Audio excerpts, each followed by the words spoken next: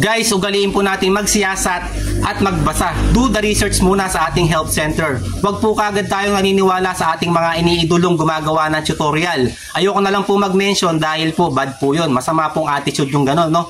Ang daming lumalabas sa ating feed na bawal daw pong panoorin ang ating sariling videos. So hindi po totoo yun mga idol, na bawal daw pong panoorin ang ating mga videos, no? Kahit po ako, once na nag-upload ako ng aking videos, ay pinapanood ko po siya 3 times, 5 times, or kahit umabot ng 100 times. Pinapanood ko po yan dahil sinisiyasat ko pong mabuti ang aking video once na in-upload ko po yan kung may pagkakamali sa aking pag-edit, no?